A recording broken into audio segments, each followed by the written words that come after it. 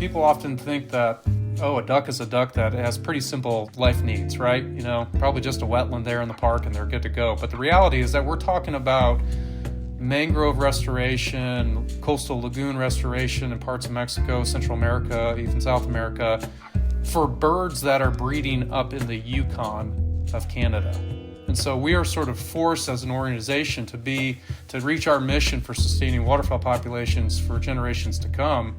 We're forced to find solutions to work in the grazing lands of the northern Saskatchewan, to help protect the wetlands of playas in Kansas that are supporting them on these vast migrations, all the way down to working with indigenous communities that are facing threats from industry to do land use conversion around coastal mangroves and salt marsh. So that's, if you just take a second to recognize that mallard duck is literally driving us to go work in all those different landscapes. And I think that is a story that probably not many people first understand when they see our brand and our name. That's Billy Gascoigne of Ducks Unlimited.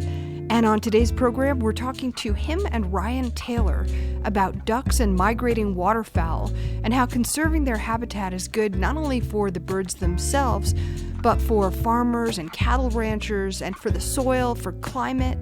I really appreciated talking to them because it's another example of how living systems, ecosystems, and human and economic systems are all interrelated. You're listening to Down to Earth, the Planet to Plate podcast, a co-production of the Radio Cafe and Quivira Coalition. I'm your host, Mary Charlotte Domandi. So it's the new year, and I wanted to ask you for a favor. If you are a regular listener to this show, please take a moment to tell your friends about it. You can share this podcast in any way that works for you, email or social media or whatever, and you can rate and review the show wherever you get your podcasts. So thank you, and if you're a new listener to the show, welcome. Down to Earth is a podcast about regenerative agriculture, which means it's also about nutritious food and clean water and thriving wildlife, and basically how healthy soil is the basis of so much of our health and well-being, and how it can be the solution to so many of our problems, from nutrition to flood and drought to climate. So let's get on with today's show. We're talking today about the organization Ducks Unlimited, and I'm delighted to welcome Billy Gascoigne, who is Director of Agriculture and Strategic Partnerships at Ducks Unlimited, and Ryan Taylor, who is Director of Public Policy there, and he's located in North Dakota.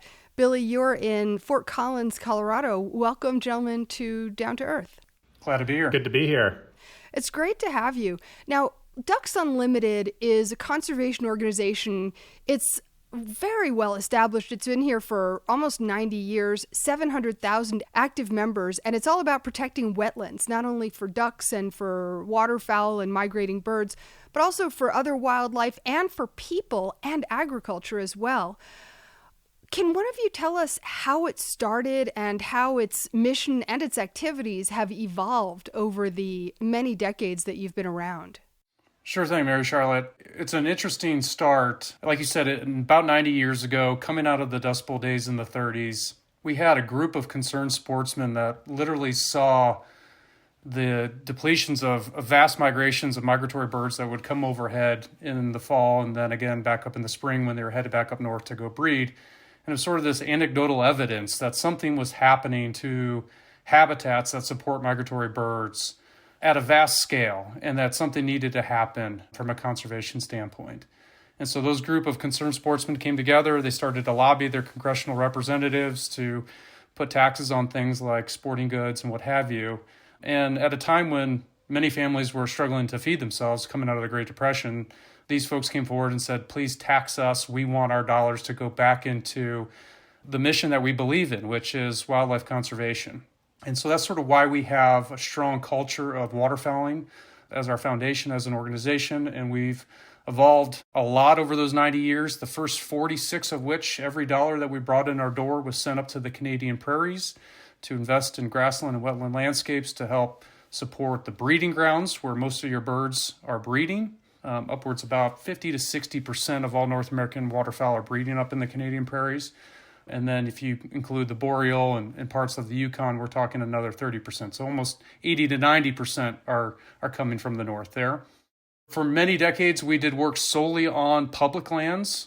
And then in the 80s, we started to work here in the U.S. We opened up our first office there in North Dakota, where Ryan calls home, 1984. And in the last decade or so, we've really started to expand our work across private lands where agriculture is a focus of ours. We first sort of looked at that wetland footprint down in the watershed column. And as we started to have some nutrient and sediment issues, we've worked further and further up in that watershed to where now we're working hand in hand with our own agronomist, working with farmers and ranchers on a daily basis to help support them in their management decisions. I would like to just point out that I think one of the biggest misnomers of our organization is that we are the self-proclaimed wetland conservation organization, and that just sort of, people seem to view that as those wetlands you might see driving down a rural road out there in the prairie landscape. And the reality is Ducks Unlimited is delivering waterfowl habitat in many, many different shapes and sizes and colors, from oyster barrier reefs in the Gulf Coast to giant tidal systems in San Francisco Bay to small little potholes in Saskatchewan. We have bioengineering teams that are out there working on a variety of different landscapes, including a lot of grassland and forestry landscapes as well. And I hope we get to talk about a bunch of those projects. I mean, just listening to what you said, I think it's so important to remember how much environmental destruction there was in the 19th century and the early 20th century, and that's what people were responding to. I think in a lot of people's minds, it's sort of a modern kind of late 20th century industrial problem. And it goes way back, and it's really part of our nation's not so great heritage. And the fact that you guys have been responding to it for such a long time is fascinating. I love the phrase, "Please tax me." Yeah. The other one is we refer to as sort of as the dual disasters of mechanized equipment coming on the farm that led to a lot of wetland drainage at a time when drought just came and crippled many parts of the U.S. So one of the things that I want to make sure we really talk about is these things called prairie potholes, which honestly I'd never heard of before connecting with you guys. What are prairie potholes? Where are they? What's their role in keeping the landscape healthy? Well, the prairie potholes are my backyard actually here in North Dakota, so it's something that we're pretty intimate with in my family, and you know, ecologically speaking, the prairie potholes were created by the retreat to the last glaciers 10,000 years ago. Kind of uneven scraping as they receded, left some ice, left some materials, created all these tens of thousands and more shallow wetlands, shallow depressions, and they collect rainwater and they collect snowmelt, and they are probably some of the most ecologically diverse wetlands that we have. Wetlands in general, and I think Billy probably mentioned too, you know, they have more than half of the migratory waterfowl in the prairie pothole region here are in those shallow wetlands that we call prairie potholes. Ducks in particular are super dependent on these prairie potholes, just like we have on our ranch. We have a number of them. We hay around them. We graze around them on our cattle ranch.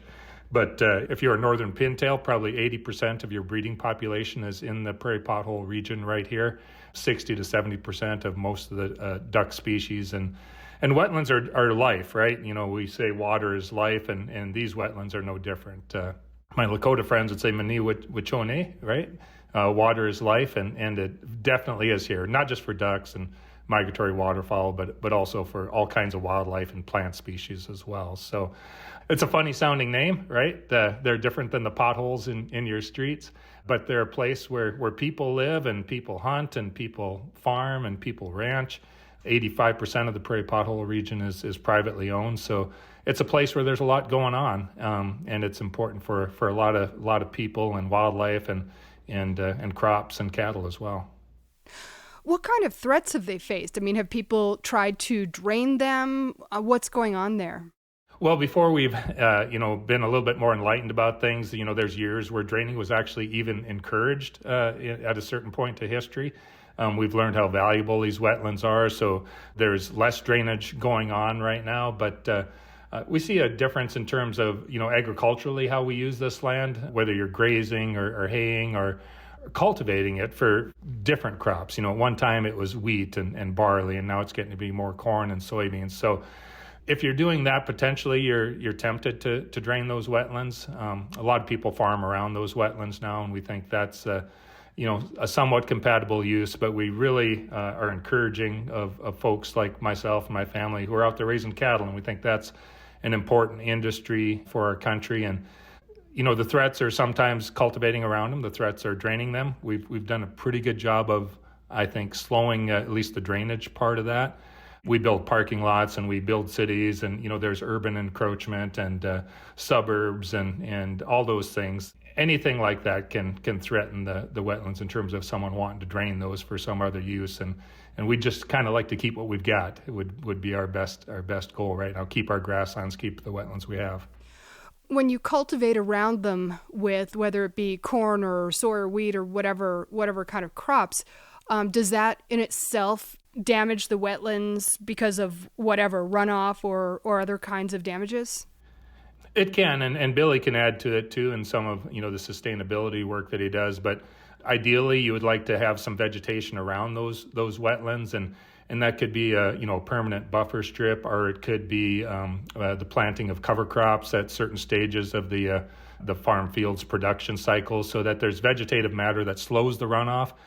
Keeps nutrients where they're at rather than in the pothole itself or the wetland. Keeps sediment from going into those wetlands. So the cleaner you can keep the water, the healthier that wetland's going to be. So permanent perennial grasses, of course, are ideal, but there's ways that you can lessen the impact in annual agriculture too. I would just add that these are sort of flashy wetlands. They're not permanent wetlands where you tend to see a lot of your nutrient sediment issues taking root year over year over year.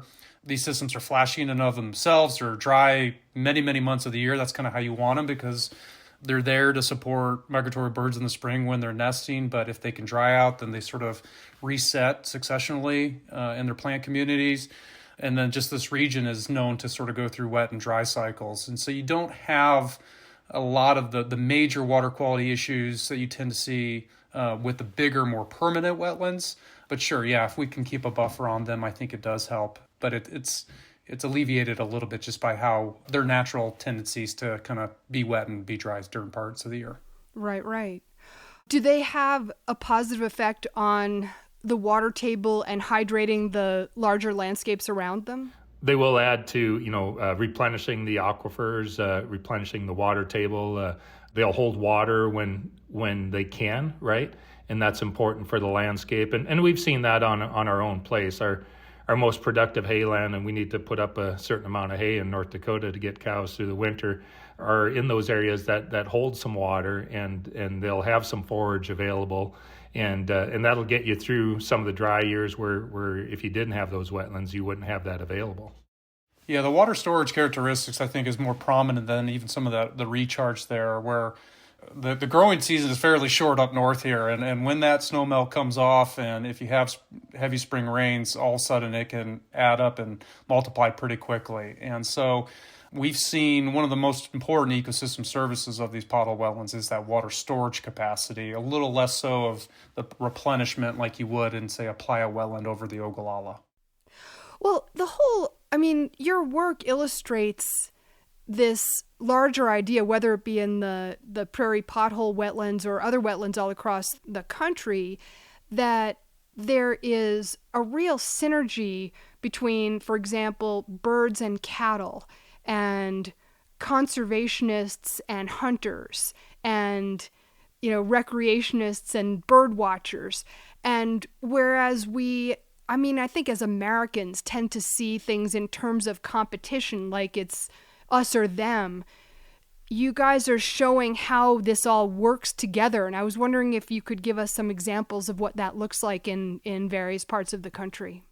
Sure, maybe I'll take a first crack at that. You're absolutely right. I mean, we pride ourselves on being a trusted partner. We don't have a strong business if we don't have the relationships throughout the sectors, but also, most importantly, down at the farm and ranch gate.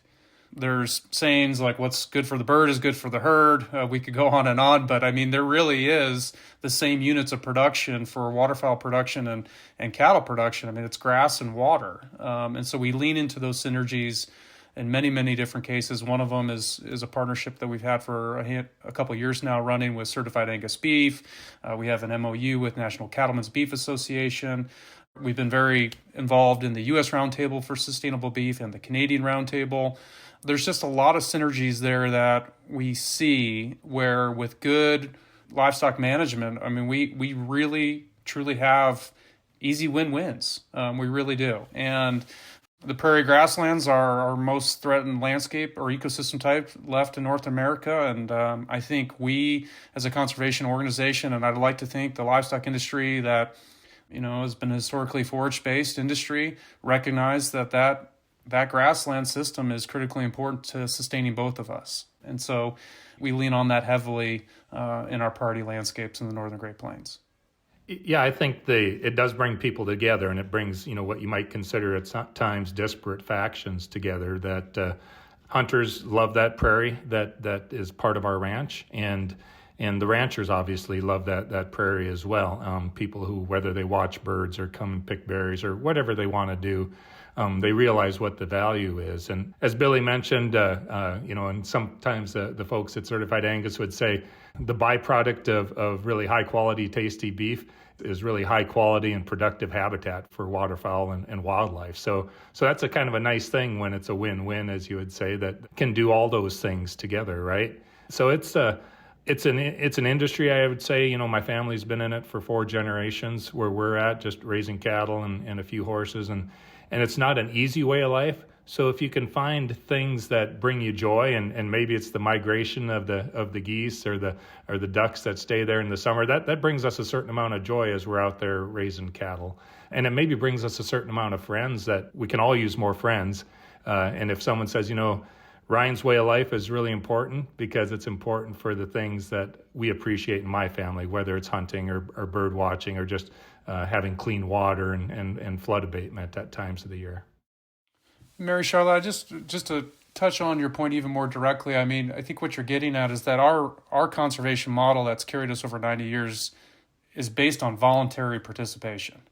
And yes, there's a lot of synergies with livestock production and the cattle industry, but we try to pride ourselves that we don't have any closed doors when it comes to conservation conversations and ways in which we can engage. And so whether that's a traditional row crop farmer that's interested in soil health principles, there's interest for us to come together there. But we lean on and have built our business on a voluntary model where 2 parties are going to have to come together, find common ground, no matter where we've been in our past, and try to find solutions to find those win-wins where conservation, agriculture, downstream municipalities, and the people that call those home, ultimately benefit.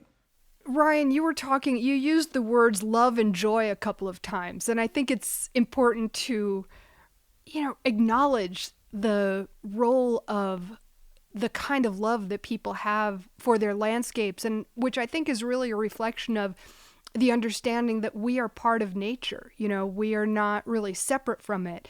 And the industrial system that has really encouraged people to kind of maximize every single inch of the landscape and use chemicals that everybody knows are toxic, and people, get sick from them, and landscapes and waterways get sick from them. Still, that is part of the paradigm that we've been taught. And I feel like part of your work is shifting forward to the new paradigm, which is also back to an old one of understanding our relationship to nature. How do you actually do that on the ground with people? What are those conversations like when you're asking people to do voluntary conservation work, which really means changing what they're doing now?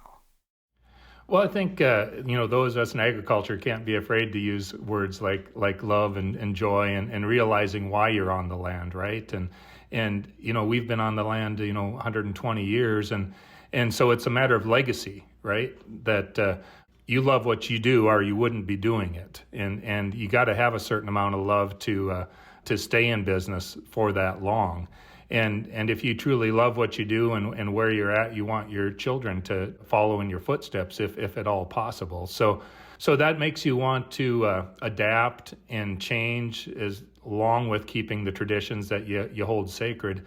But if that adaptation and change makes you more profitable, makes you more sustainable, so that you have something better than when you found it to give to your children or to their children or their children after that, then you've really accomplished something, I think. And so our biologists, here and around the country do a lot of kitchen table work where they come down the driveway and they'll talk to a family and they want to know, what are your conservation goals? What are your family's goals? And how can Ducks Unlimited help with that? How can we be a helper in that process?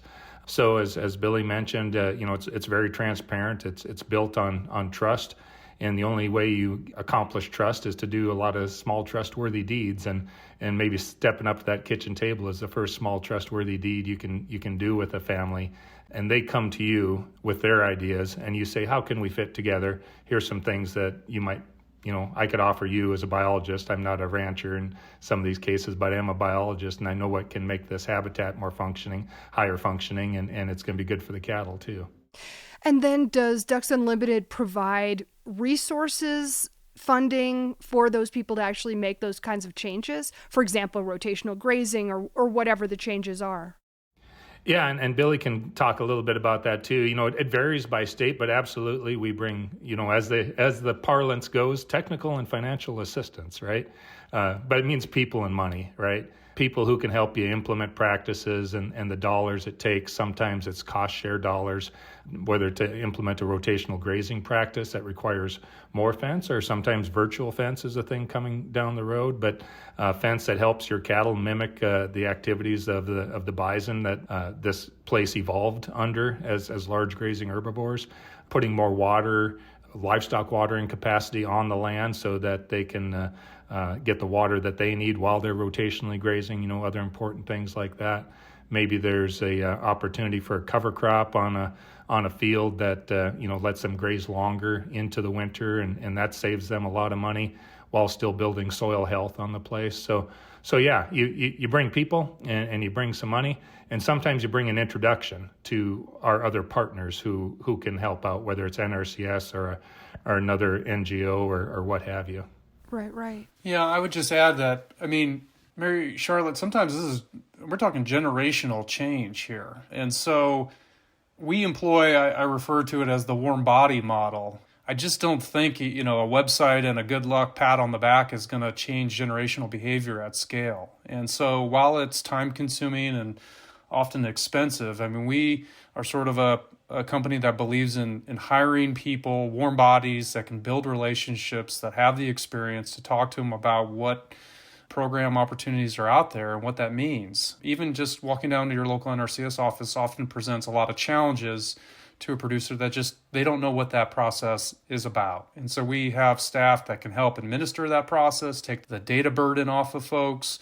As Ryan mentioned, have the agronomic expertise, and then hopefully we have the financial resources that can overcome barriers for durable conservation adoption long after, we agree to a 5-year partnership. We're not here to try to just institute change for a couple of years and then have to go find another dollar. It's how do we overcome the financial and technical burdens that are real and present for new continuous improvement, but then set those producers up for success long term. When you say setting them up for success long term, what does that actually look like in real life? Do you build sort of self-sustaining systems? Well, there's the relationship there that goes beyond what's written down on a contract. I think that's fundamental, where we might have a contract together and it says a 5-year term. Well, hopefully you look at our relationship as something you can lean on far beyond that. And then truly financially, we sort of structure things to sort of set them up for success, where we might, for instance, say the adoption of cover crops and minimal tillage, we might pay a higher percentage of cover crop seed costs in year 1, a little bit less in year 2, further less in year 3. And then year 4 and 5, you might be on your own, but you have access to our agronomy team to help you with any decisions. But we're trying to push agronomic practices that make sense, economic sense in and of themselves. The welfare model of just sort of paying for cover crop adoption year over year over year over year, I don't think sets any of us up for success. And so we're trying to lean into how can these be sustainable management decisions long term, yet to provide a support network, truly a community of practice that is there as long as we can bring folks to the table and well beyond what's written down on a contract. The last thing I'll mention, sort of into that community of practice, we heard from growers as we were working with them on soil health principles, is there somewhere we can go and get educated even more so on what we're learning from DU staff? And we actually ended up building a scholarship program to send producers to advanced training on all things soil health if they were really diving into sort of this regenerative ag movement and what this means for soil health principles. We helped pay for tuition costs to go off to a 3-day intensive training that was put on by a third party and meet other farmers. And so it wasn't, if they didn't feel comfortable calling us every year with questions, at least they had other folks within their community of agriculture that they could lean on, as long as they're still in the business. Maybe just one more addition to that, Mary Charlotte, is the durability of these programs. I think is the fact that we get the want to from these participants, that they want to do these practices after some study of their own, after visiting with our biologist, after looking across the fence at a neighbor that may have done the same practice with us or with someone else. And so they involve their family, and part of that generational transfer is knowing that if a son or a daughter is coming back to the place, that they're bought into it too. And maybe they help talk mom or dad or grandma and grandpa into it as well. So it's not us pushing it. They're kind of pulling it along. And I think that really adds to the durability.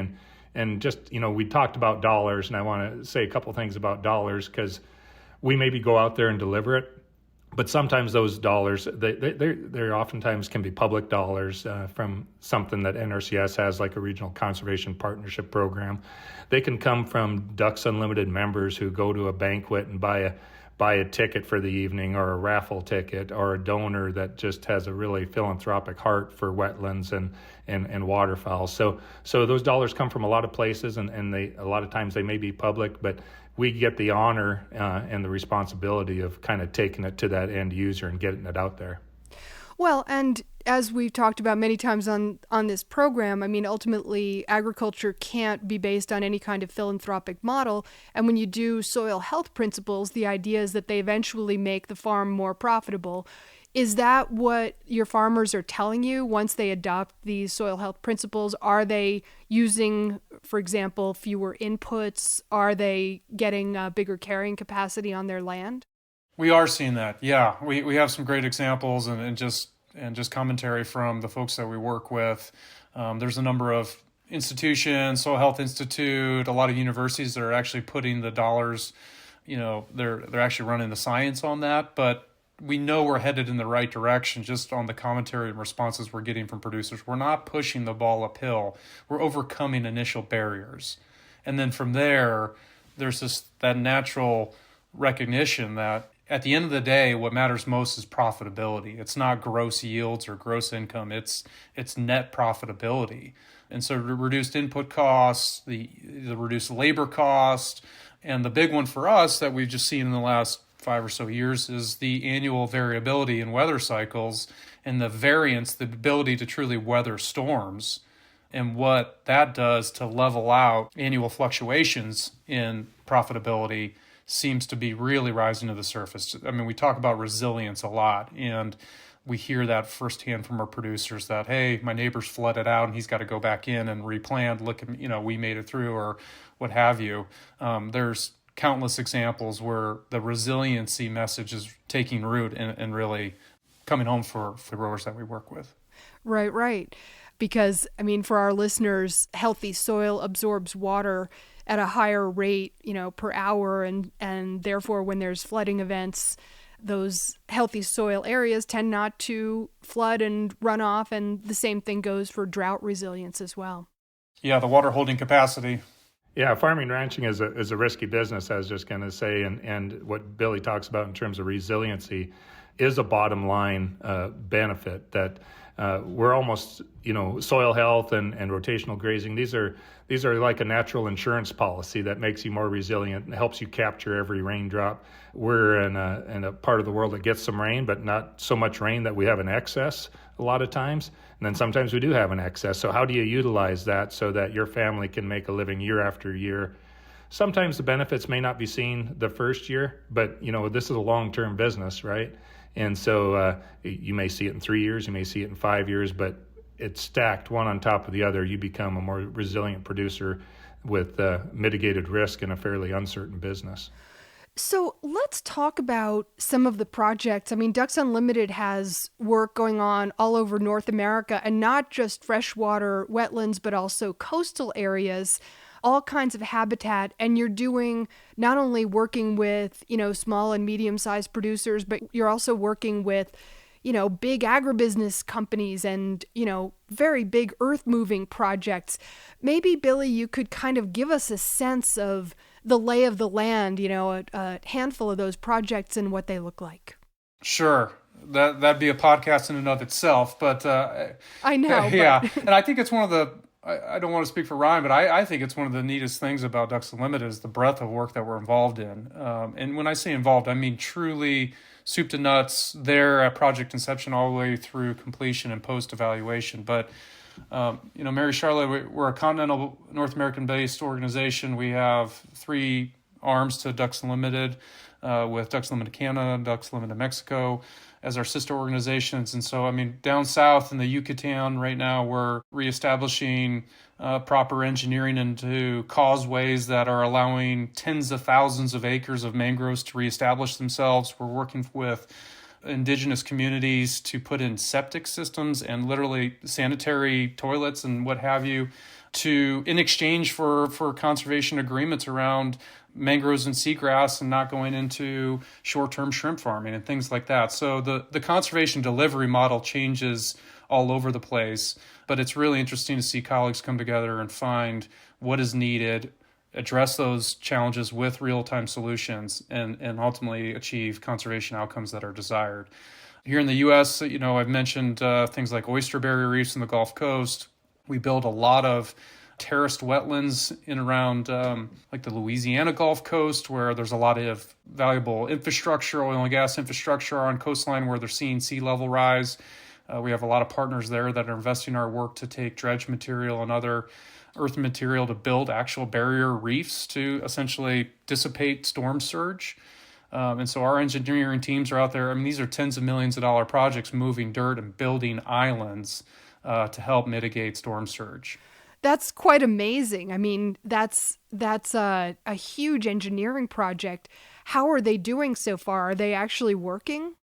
They are working. I don't work a whole lot in that landscape, but there's certainly realized benefit from the work we're doing. And I think there's just a lot of unknown in the future, but we continue to see positive results. We've seen vegetation communities sort of reestablish. I gave that example in Mexico where instead of out there literally hand planting mangroves where you see in other parts of the world, it's pretty easy to just see what is the plant response to the intervention that you made. And we've seen tens of thousands of acres of mangroves come back where they once were, and then unfortunately where they no longer were in a fairly short period of time. And we hope to see that on coastal communities that we work at, where seagrass and coastal vegetation continues to feel the pressures of sea level rise and other things. Tell us about the importance of mangroves. I'm no mangrove expert, but they are one of the most biodiverse, rich environments on planet. Obviously critical to mitigating the effects of hurricanes and other storm events. But they're that nursery environment where, a vast majority of sea life calls home for a short period of time. They're critical for just long-term sustainability of many fish populations and other birding populations that find refuge there. And then us as people, it's well documented that when we lose our mangroves, the impact from storm surges intensifies significantly to where a lot of these communities are recognizing that as sort of a nature-based solution to mitigating the storms that we're facing. I was just going to say that, it is amazing as you listen to Billy speak there, just how broad things are that capture this world of wetlands and waterfowl, and you meet people where they are. That's kind of an overused term, right? But what do you need in this specific area? And when there's a nexus with the preservation of wetlands and waterfowl, there we are. So, and sometimes they're simple things. And I guess that's something I've kind of seen in my life and folks around here is not every solution has to be super duper complex. You might see something as simple as a tree that's growing in the ground or a shallow wetland that was dug out by a glacier 10,000 years ago. And these have significant benefits, and they look like simple things. Oh, that's a puddle. Oh, that's a tree. Oh, that's a rice paddy. Those things make a big difference, and Ducks Unlimited can be there to lend a hand. I just went on to add real quickly, Mary Charlotte, if I can. The other highlight here in this conversation is people often think that, a duck is a duck that has pretty simple life needs, right? Probably just a wetland there in the park and they're good to go. But the reality is that we're talking about mangrove restoration, coastal lagoon restoration in parts of Mexico, Central America, even South America, for birds that are breeding up in the Yukon of Canada. And so we are sort of forced as an organization to reach our mission for sustaining waterfowl populations for generations to come. We're forced to find solutions to work in the grazing lands of the northern Saskatchewan, to help protect the wetlands of playas in Kansas that are supporting them on these vast migrations, all the way down to working with indigenous communities that are facing threats from industry to do land use conversion around coastal mangroves and salt marsh. So, that's, if you just take a second to recognize that mallard duck is literally driving us to go work in all those different landscapes. And I think that is a story that probably not many people first understand when they see our brand and our name. Right. Yeah, it's I think for those of us who aren't necessarily students of particular species of wildlife, you see a duck in its habitat and you think that's its habitat. You just don't realize how far they go and how complicated their lives are, not to mention their navigation systems, which is a whole other conversation that doesn't have anything to do with what we're talking about, but they're amazing creatures. Tell us more about your work with indigenous people across North America. What does that look like? What are they bringing to the table and you to them? I can start, and maybe Ryan can fill in where I leave out. But I mentioned down in Mexico, working with First Nation communities there, indigenous communities around a lot of their just community needs, things like paved roads, sanitation, housing. So yeah, literally Ducks Unlimited engineers are going in there and helping administer sort of the community needs in exchange for some of the conservation outcomes that we desire. We do work with a number of tribes here in the U.S. on things like whether it's access to historic lands, whether it's regenerative agriculture practices and helping incentivize those. In the boreal forests, it's a big one for us up north. We worked with First Nation communities in northern Canada to help protect upwards of almost 1 billion acres of timberlands now and associated wetland habitats. So it's vast. We view them as a critical partner, and we've been really excited to sort of see the wins that we've had along the way and really appreciate the relationships that we have with those communities. Yeah, I think in the Dakotas, obviously, too, and Billy talked, continentally how important they are as partners to us. But the tribal nations in the Dakotas sometimes are located on places that have been part of this great migration for centuries, and they're practicing agriculture, whether it's grazing agriculture or other kinds of agriculture that we want to assist with, and they're partners just like anyone. And I think, but probably more than Europeans who've moved into this country in the last 100 or so years, I think there's an understanding of what this great migration is beyond anything that I've probably could understand, the natural rhythms of life and the importance of every creature, right? We're all related, as my Lakota friends would say, and whether it's the grass or the duck or the deer, these are all of my relatives. Billy, you also work with big food corporations, which to a lot of regenerative ag people are kind of like the bad guys because they are notorious for really promoting and lobbying for unsustainable practices of various kinds. But as you guys say, you got to meet people where they are. A lot of corporations have sustainability officers and are trying to do things. What are you seeing? How are you working with them? Yeah, that's a great question. We're recognizing, here's the fundamental piece that has been apparent to me. At the end of the day, whether you're one of the major input companies or an organization like us, we don't have a business model if we don't have trust at the farm and ranch gate. And I think there are a lot of just natural questions that are arising from farmers and ranchers that are just, what does this product do? Is it absolutely necessary? What's it going to mean for my net profitability? And I think these companies recognize that they need to focus on what's good for the producer long term. And so that's where we've kind of come together. And I think you see some of the sustainability arising within these bigger corporations is that producer relationship is fundamental. And if there is sort of data that shows that there's an alternative to a certain product, whether it's technology or a biologic or, a more of a technical role that they play, you start to see a shift towards that. But I heard the comment the other day, and I totally agree with it. Big doesn't equal bad, and small doesn't equal necessarily good. And so we need to recognize that there's many different forms of agriculture in this country and many different styles of production. And I think if we continue to lean in on the natural innovation and ingenuity of ag producers and this desire to continuously improve, and we talk about sustainability as continuous improvement, I think we can find a lot of win-wins. That all sounds good, but what does it look like in real life? Well, I will be honest, when the bigger they are, the more you have to crawl before you walk, before you run, I think, is the way I sort of have experienced it. And so when we work with a lot of big ag input companies, we start to crawl about what are those things that we are doing as an organization and what are they doing as an organization. I think there's a lot of just inherent commonality around. We have water quality issues. We have a Gulf high hypoxia issue that is directly tied to ag inputs that we all need to get a handle on. We have water quality issues in places like Iowa where we have communities suing water districts, sewer suing farmers, and that is not good for the kind of cultural fabric of rural America. And so we can come around. Water is a fundamental starting place, and then from there we start to talk about how do we improve on that.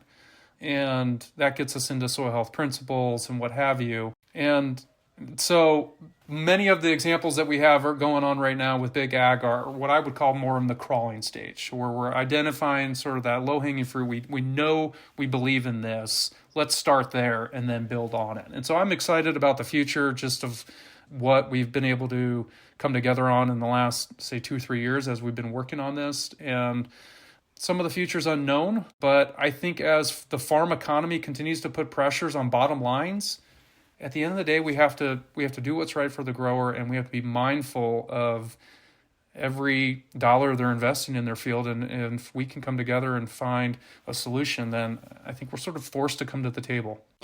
I mean, ultimately, the bottom line is the definition of unsustainable is it's going to collapse at some point. Right. And I've said this so many times, I feel like the work that we do, that you guys are doing, that we're doing in the regenerative ag community is all about pointing the way when it does collapse of where we can go and how we can pick up the pieces.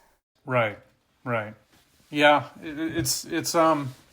we continue to work with farmers that are what many people would call very conventional and want to just take that first step and, talk to me about strip till or something like that. Or talk to me, I got this really low-lying area that's flooding me out and burying my tractor every year. I just want it gone. Can you help me get it out of there? Versus some very regenerative-minded producers that want to take it to the 10th level of, hey, I've done all these, what's next? And so there's this pendulum of producers that we work with, and industry is almost the same way.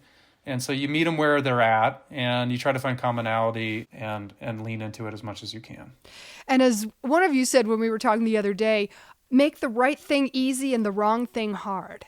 Yeah, that's something I learned in training horses. We raise our own horses on the place. And I don't know if any of your listeners would know of, they should Google it if they don't, but fellas named Ray Hunt and Tom Dorrance are old horse trainers that talked about.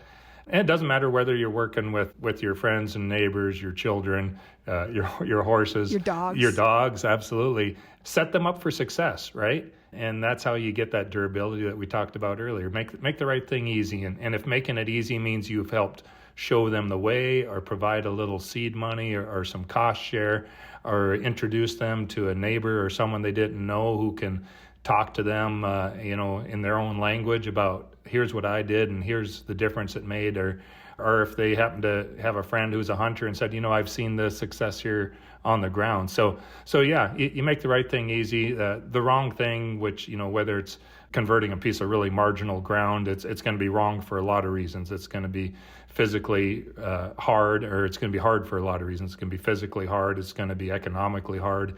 And so let's make sure that we've got the options out there. And it doesn't matter if you've got a horse in a round pen that you're introducing to a saddle or a hackamore or a rider. Just set them up for success. Let them come to you. Build that trust.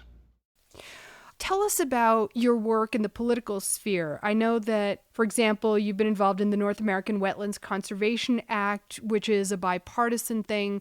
What kind of policy work is Ducks Unlimited doing, and how's it going?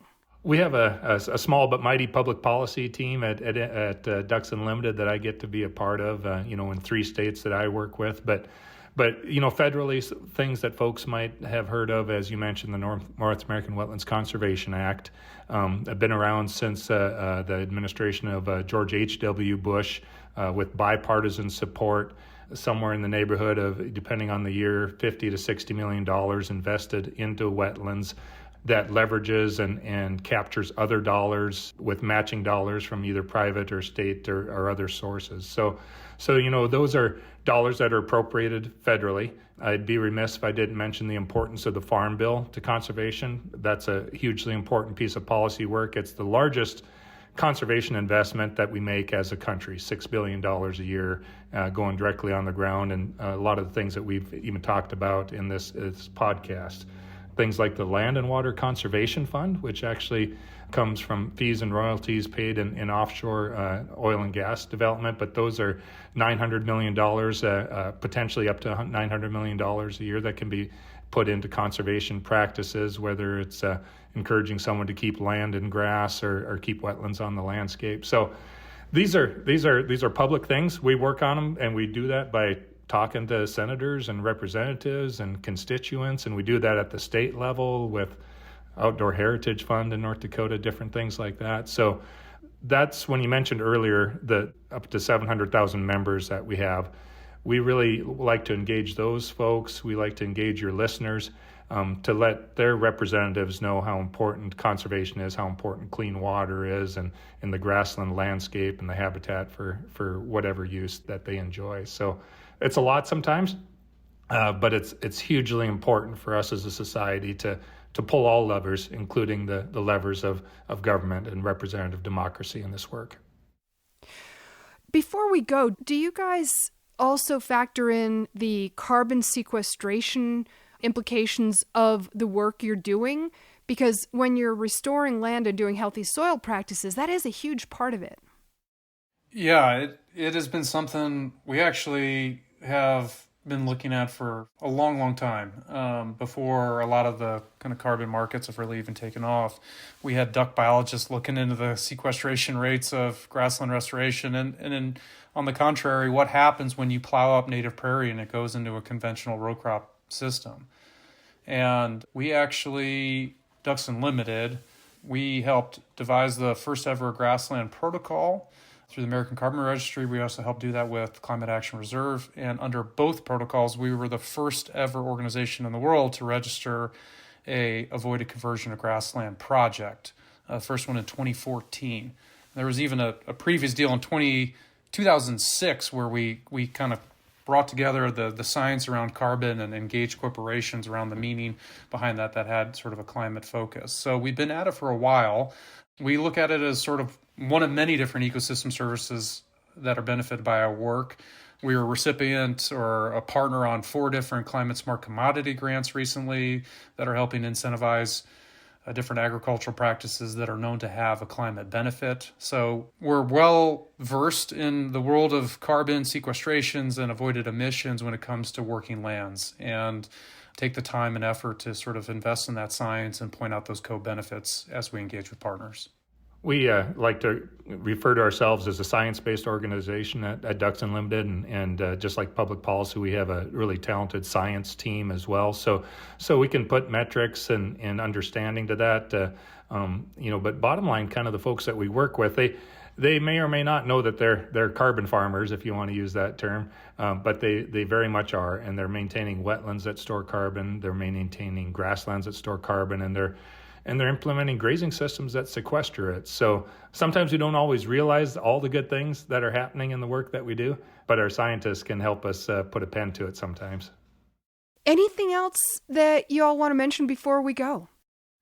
I think just, thanks to you and your listeners for the engagement that they have on the work that we're doing.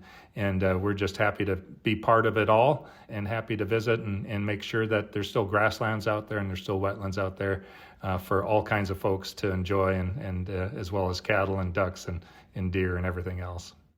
Yep, I'll just add, Mary Charlotte, thank you for the opportunity to talk about the work that we do. And if there is interest from your listeners on following up about ag programs, they hopefully can find a way to reach out to us and engage with us. And we look forward to staying in touch. Ducks Unlimited can be found at ducks.org. Billy Gascoigne and Ryan Taylor, thank you so much for being here. And by the way, I'm going to put in the show notes some links to videos that Ryan Taylor sent me in which you can see him doing rope tricks and talking about cowboy logic and lots of very entertaining stuff besides the very important work that you're doing. So thanks so much for being here. Thank you, Mary Charlotte. Thanks for having us. You've been listening to Down to Earth. We would love it if you would support this program, which you can do by going to patreon.com/down-to-earth planet to plate, where you can sign up for as little as $3. Patreon is Patreon.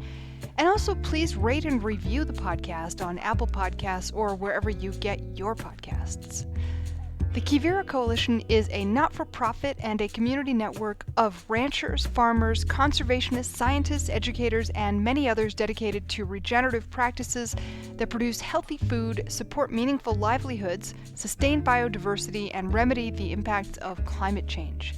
To learn more about Quivira and how you can support their work, visit quiviracoalition.org, Quivira. And finally, this show is a production with the Radio Cafe. You can check out radiocafe.org to hear back episodes of this show and also find all kinds of other shows on a wide variety of topics as well. Thanks for listening, and we'll see you next time.